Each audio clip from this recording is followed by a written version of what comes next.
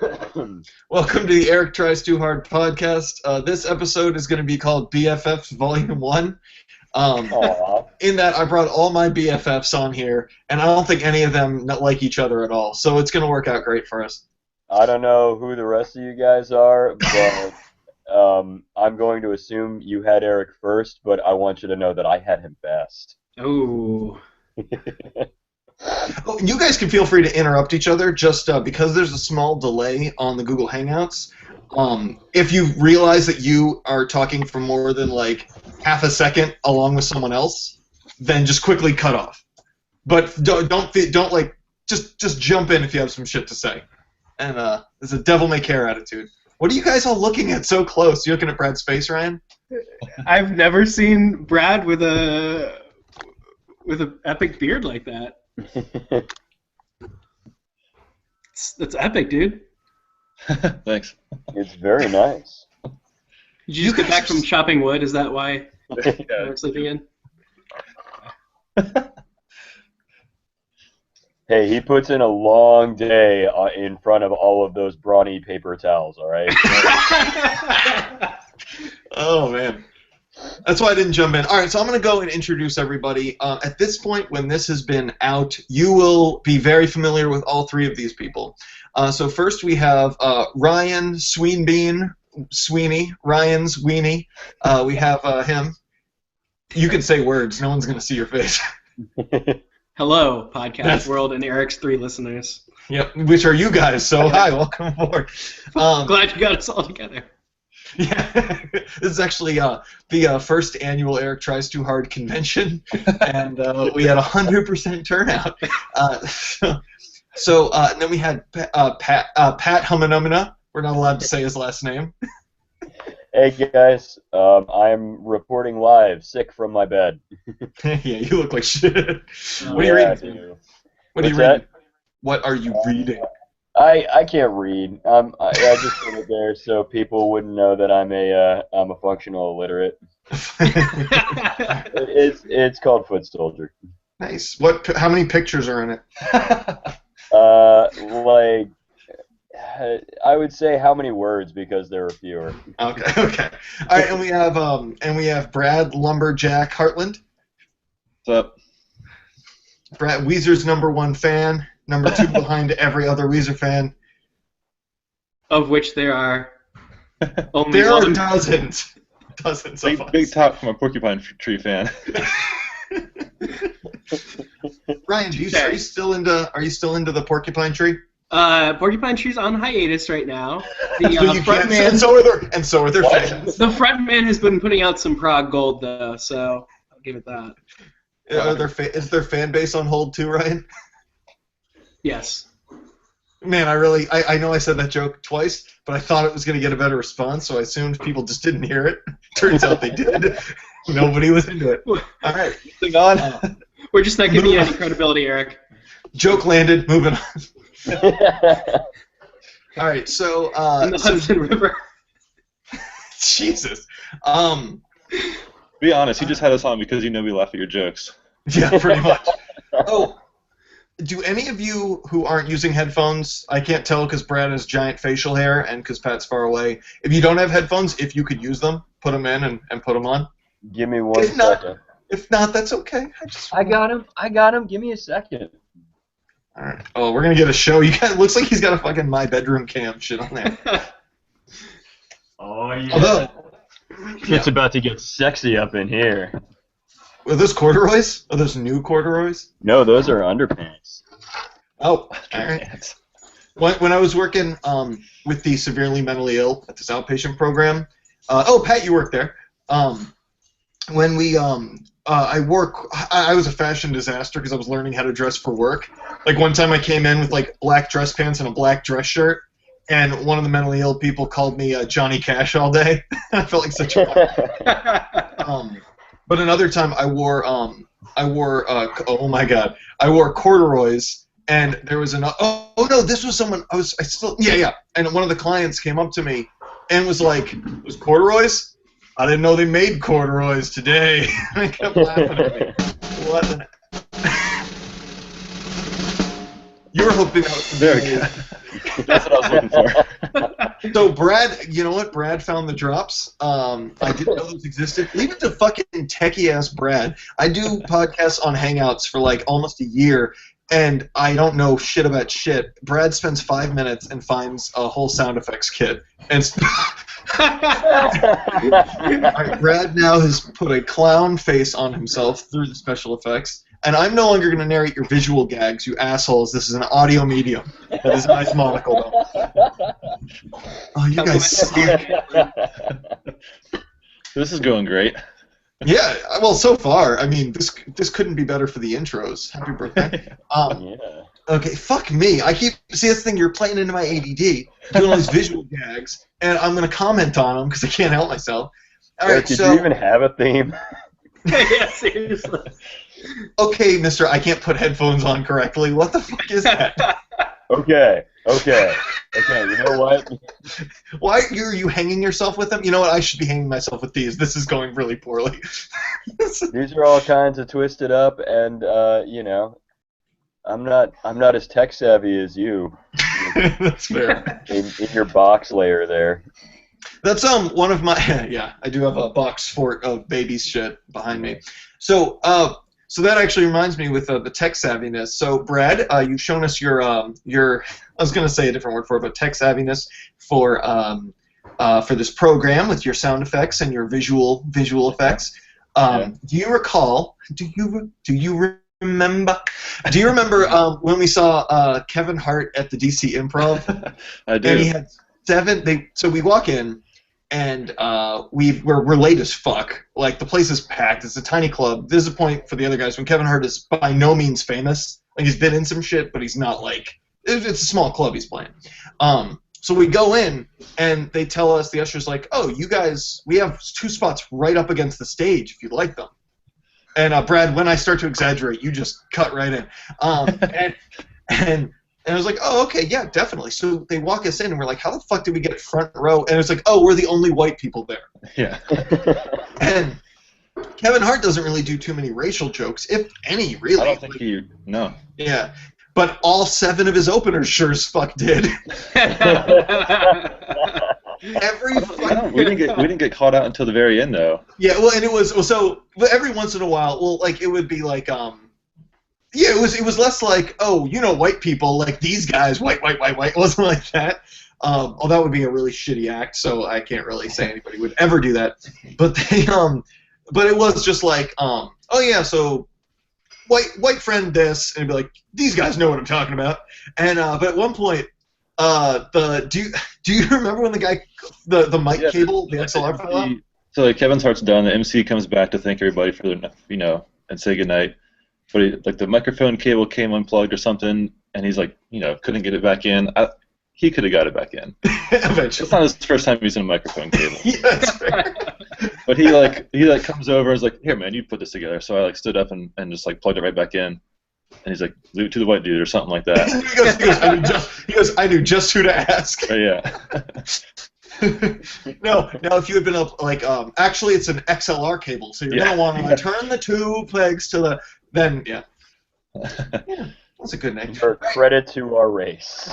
You are credit. Way to put the best foot forward for white people. You know what? Plugging cables in. Yeah. That's if that isn't a metaphor for white people, contributing to culture just by allowing or helping out black people to spread their culture and art. I don't know what it is. Ryan's offended because he doesn't see color. Is that correct? He doesn't see anything with those bangs. No, I can't. I need a haircut. I'm starting to turn into my little girl stage. I went from lesbian a couple months back to full on little girl. It's never an in between. How's your Tumblr page going, by the way? Which one? Which one? No, it's just the way that you're describing. Like, Yeah. Anyway, I'm gonna So funny, Eric. You try, yeah. Hilarious. You try to burn him, but he actually does have multiple Tumblr pages. It's like, you know what? I don't know. You just fucking 8-miled me. Sorry, I'm still stuck on the middle-aged lesbian to little girl. It sounds like the worst version of Benjamin Button.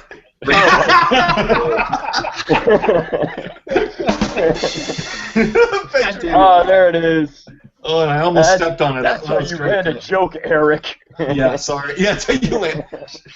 Oh my god. Well, so you guys have the advantage because all three of you can like tell a joke, and it'll still sound funny even if the joke's good. Like I can take a great piece of a great joke, and it's just terrible. Because like every story, it takes you 8 minutes to get to the punchline. God damn it! And there's like Ryan Williams three other stories that happen along the way. See, I used to think I really had a way with women, but it turns out it's like I just am as long-winded, and the fact that I married someone who just wants the story like a guy, the who, what, when, where, why. I don't give a fuck how. Actually, like, I don't give a fuck why. Just tell me what happened and moved on. Wow, it feels like, and I don't know if it's like this for you guys, because whenever I'm talking or whoever's talking, it shows them on the big screen. Because it's you guys, and I don't know why. I don't feel like this normally when I have other guests. It feels like it's all three of you versus me. And I feel very uncomfortable with that. Because you guys are, you know what you're not doing? You're not providing conversational scaffolding. Sorry, that's a term. Hey, I'm sorry, is this my podcast? Yeah. Is the host supposed to, actually direct the programming? Yeah. Yes. You know what? Didn't we have Radio 101 here? Yeah. Well, so here's the thing, Pat, that you don't know, is that we've all done radio before. I know you've done radio before, Pat, right? Have you? Yeah, I have actually. So, God damn it! So, but Brad, Ryan, and I, along with a rotating cast of like a couple other people, we actually had a radio show like together. That's actually really cool. Where we talked about. Is it though? Is that sincere? I don't believe that was. No, sincere. it is because like every time I was on the radio, it was me and some coffee, and it sounds like when you guys did it, it was okay. We're actually gonna have fun, and everybody has to listen. Yeah, no one had fun. I'm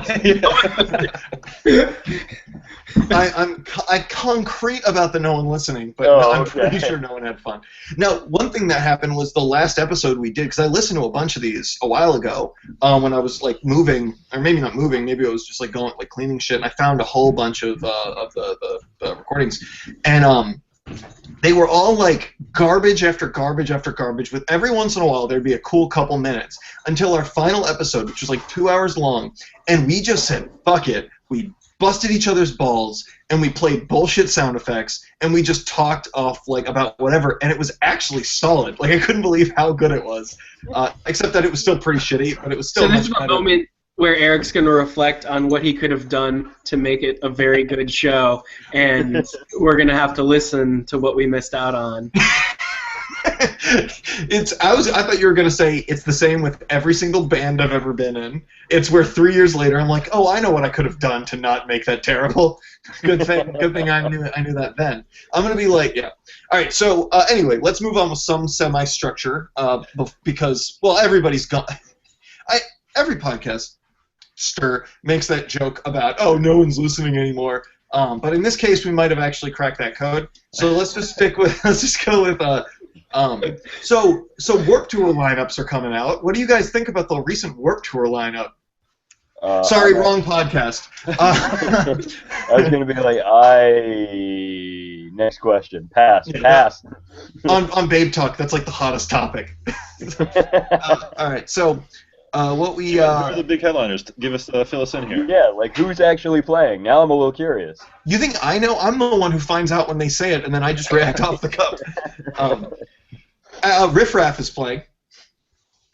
Isn't that NPR podcast about cars and someone died?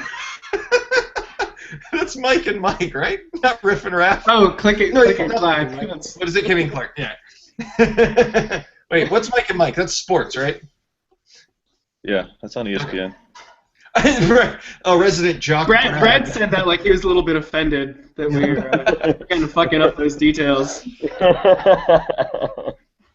Looks like he was pulling out some of his beard a little bit. It was some rage beer pull action. Yeah, let me look up. So, Brad, can you? Because here's what I'm really doing over the last 10 fucking minutes is I'm just riffing with you guys and stalling because I forgot what my first topic was going to be. And did you had a music related one? While I look up this thing. Oh yeah. So the topic was just bands who say put out a song on an EP or some other release and then put it out again, maybe a re-recorded version on the like the next release or maybe somewhere down the line. Thoughts on that as musicians, I guess. Yeah, Pat. Yeah, no, because I have worked exclusively in vinyl for the past, like, I don't know, 30 years, 40, would you say, Eric? Well, I actually meant Pat, because you and I have released the same song in multiple versions. Yeah, right. I believe it was back in Liverpool, 1968. All right, so yeah, what Brad's basically saying is, yeah, a band puts out like an EP that has a song or a couple of songs that do pretty well. Then they put out their full length, and then all of a sudden there's new versions of a song or two. Ryan, how I imagine some of the bands you've listened to have absolutely done that based on the type of music you hear with all that indie rock. Yeah, I guess to a point. There's one group coming out of North Carolina now that's really making some good strides. Hiss Golden Messenger. He was in a band called Court and Spark out of San Francisco, and then he relocated to North Carolina, and he's doing his thing under Hiss Golden Messenger. And he's recorded. He started recording I think it was in his house, some more acoustics. He had like an album. It was just him and a guitar, and then as his, I guess as he developed, started recording those piece by piece and. Every new album that he's been releasing since, like full band albums, he's had about 3 come out since he recorded that first one. They've had a few songs that were recorded in that first record, completely different treatment. So it's not like it's a somewhat new recording. It's a completely different treatment, full band, different. It has a different mood, a different meaning almost as he approaches it differently. But they're the same tracks? They're the same songs. They're not the same tracks. I know you just asked that in your normal Pat tone, but that sounded like you're like, yeah, but it's still bullshit. Oh no, sorry. Yeah, no, I'm asking a sincere question. Sorry. No, you're good. They're the same songs though. Yeah, the same. I mean, the same lyrics and that notes and. So like, are the EPs like then? Is it just like a collection of demos? Is that essentially what we're thinking it as? It was released as a record. So it's like, so the thought is like, this is my final product. Here you go. This is like the best these songs can be. I'm ready to put it out to the world. Boom. And then like 2 years down the line, it's like, okay, this song can be better. It was a different treatment of the song. It is by taking it and adding more to it, he was able to craft something with a different meaning than he initially. Do you work? So in the case of in the case of something like that, though, is that when an artist does that, is he trying to say like, oh no, I could do this better, or is he trying to say more, I think my fans would like this. If I release it like this, it's more of it's more for them. It's sort of something they can collect. That's what I'm confused on. I see a lot of artists do it, so I'm wondering what the idea behind it is. In the case of this, it sounds like it's more straightforward, where it's dude was recording acoustic, and then dude got a band. Hey, that sounds really familiar, actually. There's this guy that I knew back in college, and he had this really shitty one-person rap act, and then he got a band and recorded those shitty rap songs. So it was a bunch of shitty rap songs with a band. And that man was Albert Einstein. Now you know the rest of it. So in that case, yeah, absolutely. With what Pat was saying, and I do want to, by the way, I want to come back to North Carolina bands. So remind me of that later, Ryan. Sure. But Pat, with when it comes to you'll see a band recording something, and then they put it out a similar thing, same song, same tracks, but just done up a little bit differently, whatever in the future, or even if it's a different treatment, but it's like full band that goes to acoustic or something like that. A lot of times with bands today, and this is just from seeing a million bands do this, this is really common, is more about getting content out to stay relevant, because in internet time, a month is no longer a month. A month might as well be a year in internet time. So this dude's not a pop punk band. Oh yeah! Oh, one of the biggest genres to continue exploding out into the indie rock is done, dude. For a while, indie rock's fucking done as far as that. It's all in the punk genres, and indie rock is also fused with a lot of pop punk now. I'm telling you, dude. Your days of underground superiority are Oh man, I'm a dick. To be fair, Ryan, you can't keep a string of consciousness in your head for longer than you legitimately started to answer a question, and then you got completely off the Just track. when it started to get interesting. Yeah, right? Eric popped a boner. I did. I popped an elitist boner, and I just drilled everybody with it. So what they'll do is for every 2 months, you want to put out. Also, I think it's funny. This is what Pat finds interesting. Just the dry mechanics of it. Fuck you, nerd. There it is. So like every 2 months might as well be, or a month might be a year in internet time. So every 2 months would be like a 2-year album cycle. So you need to stay relevant in today's underground or alternative whatever. You need to put out some kind of content, which is why you'll find that like if a band is still just releasing an album every 2 years, in that interim year they might do a couple cover songs. At some point also they might do like an acoustic EP or whatever it is. Like it's just something to put out there. So it's great. I think it's actually good for fans when that happens, even if they're doing, as long as it's a different version of the same song. I think it's great for fans because you get more content, you get something new, and you could expose your music to people who are like, well, I don't really listen to like hard or rock or whatever, but this acoustic track really speaks to me, and it can get somebody else new into it. Now, Brad, you posed this, and you were specifically talking about, I know with the examples we were talking about were bands that the song doesn't go from electric to acoustic. It's the same acoustic to acoustic or electric to electric with minor changes. So what are your thoughts on that? I mean, you came up with the topic. I imagine you have some kind of stronger opinion. Yeah, I don't know. I wanted to hear like what other musicians thought about that and like what their process was. People who have done that, like what. I'm just curious to know what their motivation was, I guess. For when I did it with the Heavyweights acoustic EP, the reason we redid one of the songs was because we needed more tracks to put on the record. And although I would have just written something new, but my band gets lazy and they don't learn shit in time, so we did what we had. But what I ended up actually doing for that, and this is probably very specific to me because as far as musicians go, I am the least giving a fuck as far as like who plays what. I actually told our producer, who's a really good acoustic player, I said, why don't you do a version of it? Like you and my singer do it. So like I didn't even play guitar on the song. We redid our song Dakota. And I said, why don't you do it as you envision it? Like think about the song how if you had written it, how you would want it to sound.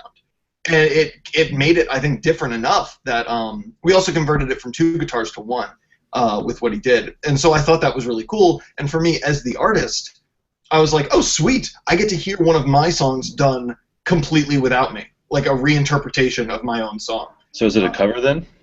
Basically. Well, except Dave still did like 75% of the vocal stuff that I had already written. Yeah. But cover pretty much. Might as well have been. I would have probably liked it more if the producer sang it too. He's really good. Eric Taft is the shit. He really is. Yeah. Oh yeah, Pat's worked with him. Yeah, Ryan. Oh, Ryan. You don't even know. This guy Eric.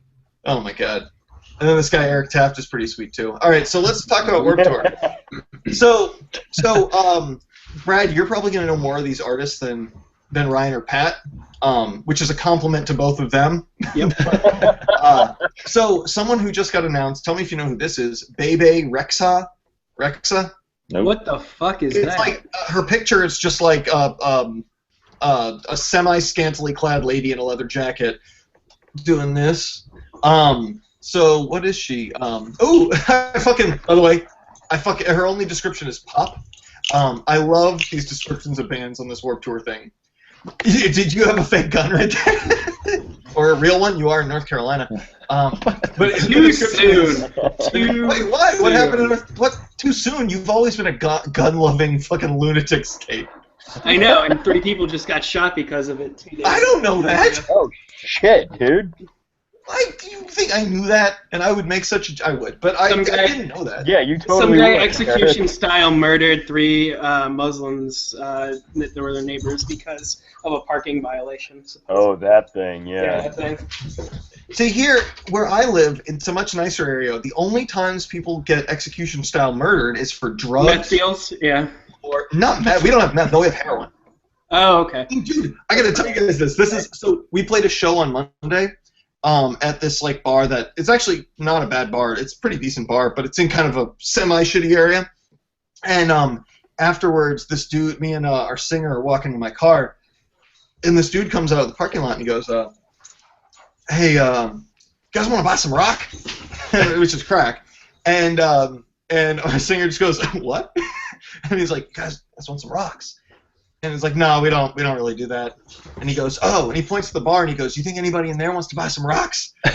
Like, they're more into acoustic numbers. And our singer, yeah, right. And our singer was just Eric, like, do I need to explain why that joke was funny? Yeah. no, because I'm trying not to get my story derailed because I don't want Pat to make fun of me again. So just hold on to your, I assume, My Little Pony plush doll that you have Okay, behind you. so Eric, you're in the real life version of The Wire. Continue. No, that's Harwan. That's why this guy was having so much trouble selling crack. So then our singer Dave just starts like powwowing with him, just chatting, hanging out, and so they're talking for a little bit, and Dave's filling his "I'm a quarter blacko-meter" and feels very good about himself. And by the way, that's not a joke on black culture. That's a joke on Dave, because Dave could not be happier. Yeah. Anyway, I feel like Dave is always within a hair's breadth of actually using the word quadroon. Jesus, you're right. He would, if he was like 40 years younger. No, but like, I guess my point is, that's how much Dave likes to promote his blackness, because he is like a quarter to possibly less. Like with his racial makeup, but it's like he was so excited to have an experience with a black person that he's willing to have a conversation with a crack dealer.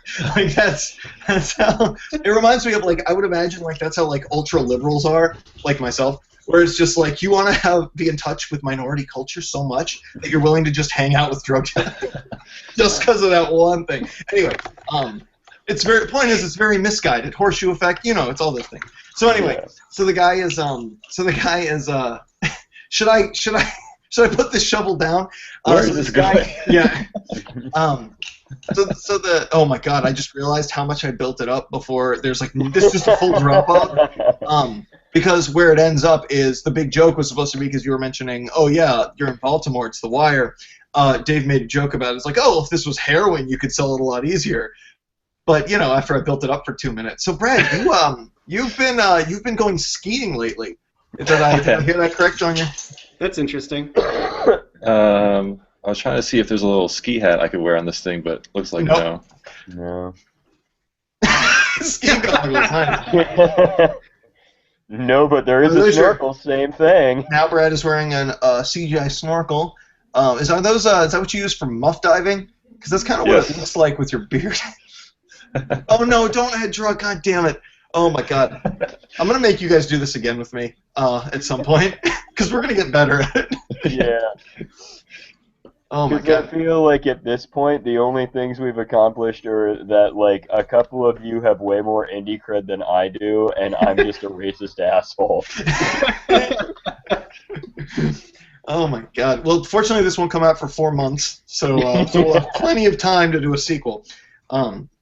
But yeah, all right. So, North Carolina bands. Oh yeah, North Carolina bands. So Now this, we've all been guilty of this, every single one of us. I'm sure plenty of us are still guilty of this. But have you guys ever found, like, we're all people who've been very into local music, and we've all sought out music. Like, you have to love music a lot to seek out music in the first place, outside of what's just thrown in your face on a day-to-day level. There's something that divides people who seek out music from people who just take in whatever on the radio, whatever their friends and family listen to, and that's all the bubble they really get. But it takes something extremely different to seek out, like, an extreme love of music, to seek out local artists, because you're basically just going to, what is the bottom of the barrel, like, musical performances, and then try to find, like, the cream of the crap, as I would call it. And so, like, exactly.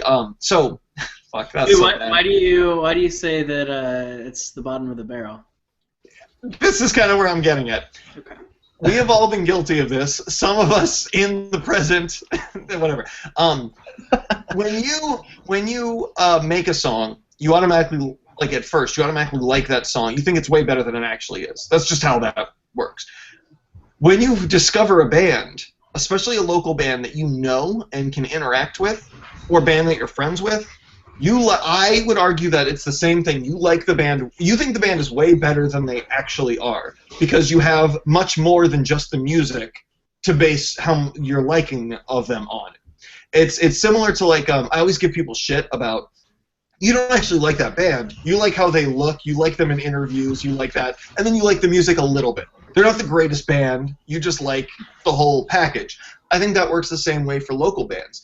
If you are friendly with the band or you've had good interactions with them, you like them a lot more. You're more vested in their success, and therefore it can kind of confuse how your actual opinion on the music. You end up thinking it's better than it actually is.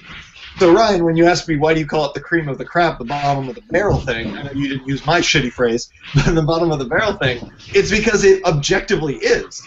You're not, like, this is people starting out playing music. This is people at the beginning of their careers. I would disagree with that immensely. Go for it. They're not.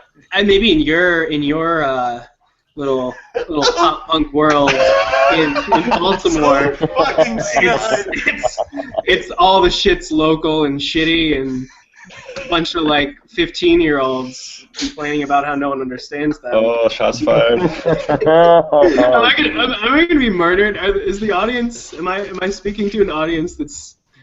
No, well, so just to defend. No, go on. Go on. No, go on. Yeah, some 15-year-old's gonna hunt you down and kick your ass. Well, you have Tumblr pages. Expect your shit to blow up. They're not pictures of like. Your haircut. No, like little emo band lyrics with cute little haircuts and piercings. Sorry, talking about how my mommy doesn't love me. So, especially speaking from North Carolina perspective, I mean, your generalization might be true in some locations. In North Carolina, the music scene is very eclectic. There are a lot of people that have migrated into North Carolina. I mean, Bon Iver, the band that he was in previously, they came from, I think it was Wisconsin to the Triangle. He left them, and then they stayed around as Megafaun. So they're not, in the beginning of their career. Now they have a few successful albums out.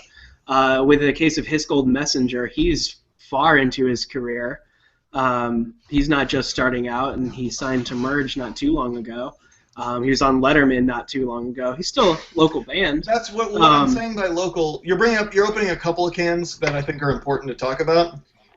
Real quick, hitting them all out one in a row. One, when I say local scenes are the bottom of the barrel, I don't mean like my scene. So I actually really like a lot of the bands in my area. What I'm saying is that objectively, when I say a local band, I don't mean a band that's located somewhere that isn't New York or LA. I mean local band as in you're not successful enough to be touring and making a living off of music, or you're not successful. So what you're saying is shitty bands. You're not saying local music. You're just saying shitty bands. I think Eric's point is, like, if they were good, they wouldn't be just local. They wouldn't be playing just shows within an hour from their house. They would be touring and be bigger and have a fan base outside of their physical geographical location.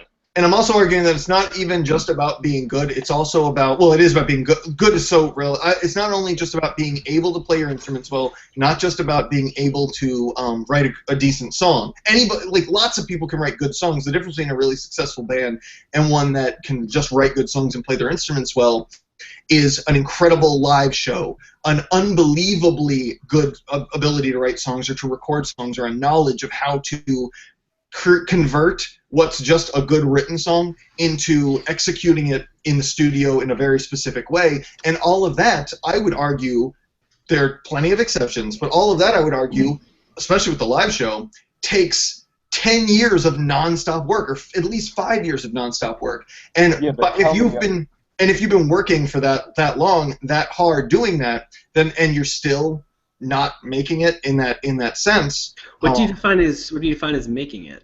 Making it is just being able to make a living off your music, which makes you no longer a local band. If you're making a living off your music and you're not leaving your city, then fine. You don't have to be called a local band. But the point I'm trying to make is you got those bands who they've been around for between 2 to 5 years. They write pretty good songs. They have a decent live show. But if you look at it objectively and stack them up against the bands that do it every single night and get really, even if you don't like the band's music, get really fucking good at being a band, which is what happens when you get to play giant shows for an hour and a half every night, 200 days a year for years. You end up, just because you know these people or the music is closer to you, I think people end up liking it more because they have these other positive connections to it. Which is why you can say, like, oh my god, there are all these great local bands, and then you show them to other people who have no other connection but the music, and they're like, oh, that's okay. And I think that's where that difference comes in. And I was wondering if any of you have experienced that. It's kind of like the sports effect. Like, you like the team that you were born, in the same area. You like bands that are in your area because, like, you're connected to them. You feel like, oh, these people are from where I'm from. Like, we have that in common. I also think there's a certain level of the, I can't remember the name for the phenomenon, but basically you pour so much money and time into something, so inherently to you it gains greater value. Yeah. So, if you are either in a band or a fan of a band for long enough, you're pouring so much into it, you're either, taking hours and weeks and months and years of your life to build this thing up, to maybe tour a little bit, to go play these little clubs, to bigger clubs, to maybe bigger shows, or you're saving up your money to buy every album, to go to all these shows, to travel to other cities to see this band you like. You're tying memories into certain songs. Clearly, you're going to have a greater connection to that particular band or even that genre than, say, somebody else, so that you have a different connection to that band than someone who might have just heard about it. So the whole concept of a local band versus a nationwide or a band that's made it, it really depends on who the fan base is and what they're getting out of that band. And I think a lot of that really does tie into the earlier you got into that band, or the earlier you started playing that music. Yeah. I'd absolutely agree, and I don't know, think maybe I just got really off the topic. No, you're right. I think that pulls into kind of this is a really complex subject. Like, it's extremely complicated, and this is probably something that none of us have ever talked about out loud before. So we're all kind of figuring out our own shit as we're doing it. But I think that's definitely accurate, and I don't think that diminishes the joy that you should have for those bands that you're building those positive connections to. But at the same time, I think that it's just an interesting phenomenon where, again, I actually mentioned the horseshoe theory earlier, where if you're on one extreme versus another, it's less of a parallel line and a lot of times more of a horseshoe, where if you're on one extreme versus the other, you have more in common than people in the middle, which in this case would be casual music listeners and fucking hardcore music listeners, so people who are seeking out anything, even if it's like whatever the band who just started up down the street, or people who are like, I only listen to whatever comes across on the radio or whatever TV show I'm watching. sometimes, like, I think this is a thread that actually binds those two groups that people in the middle don't necessarily have, where you find more than just the music is what's driving you to liking a band. And I just think that that's a very interesting thing. Ryan, you want to disagree with me again? I welcome it. I don't want us to fucking agree on all this shit. That's why I brought it up. I don't really care. Podcast killer. I don't care. You know what? I don't even care anymore. I mean, I guess there's definitely an element of that. Yeah. I mean, there have been times when I've really liked a band that I think, you know, part of it was due to the fact that I actually, you know, I knew them, I've engaged with them. I've been to their shows. They signed your Porcupine?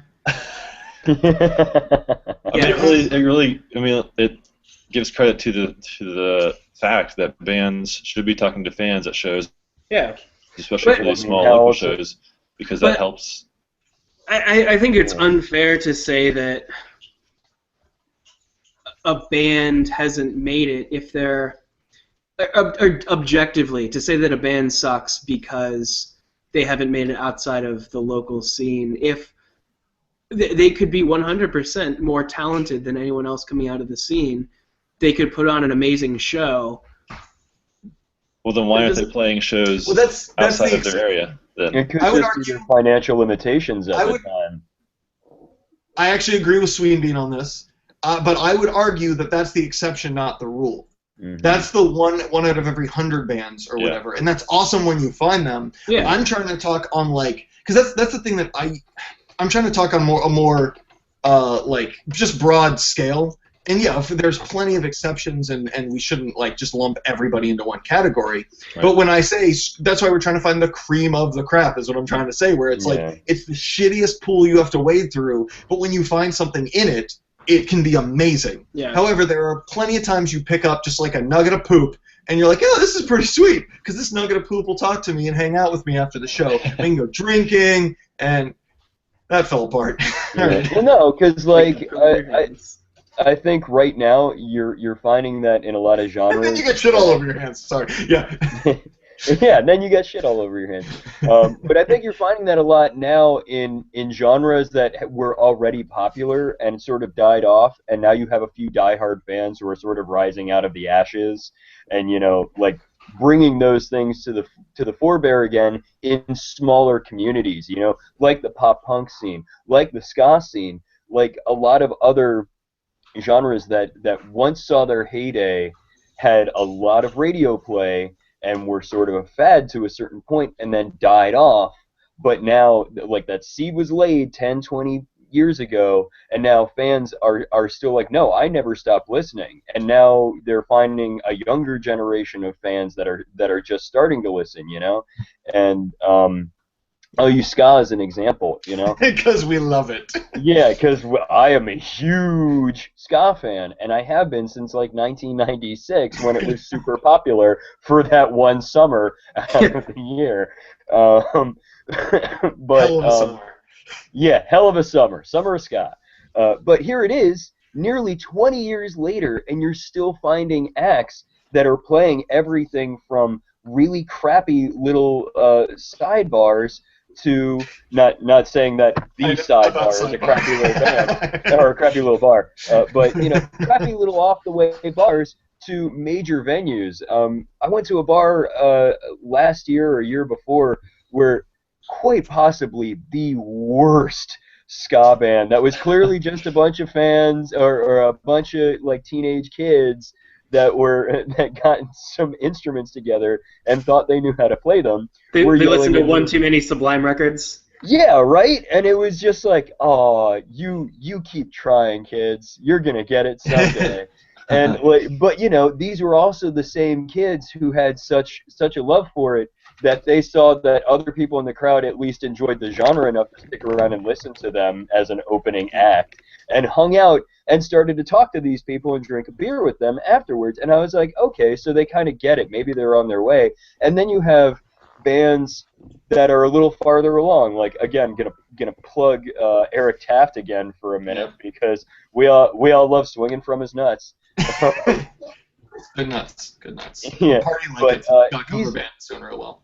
Yeah, his cover band, his ska cover band, Party Like It's, is doing very well right now, and a lot of that is because they are a technically proficient band. They sound amazing, but they're also clear fans of the genre that, you know, they kept that love for a long time, but I think a lot of it is indeed, you know, just that passion for it.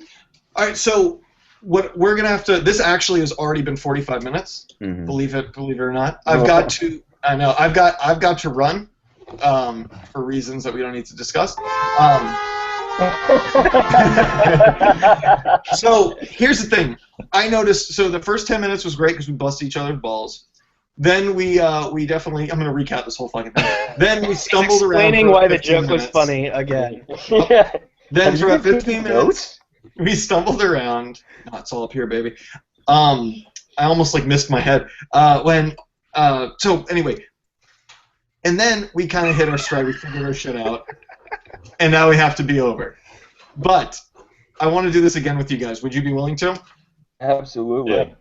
Like if Yeah, I I hit feel you. like I hogged a lot of time too. No, this was perfect. I actually really. Why are we still with the broadcast? This is supposed to be what I'm telling you after I stop it. All right, hold on. All right, this has been the podcast, so I'm going to stop it and then talk to these guys, and we'll see you later. All right, say for Brad, So, Pat, Thanks for having me. and Ryan. Word. And this is the Eric Drives to Work podcast, trying really fucking hard. it's so hard. Not trying hard enough. And we'll be- hard. All right, bye guys.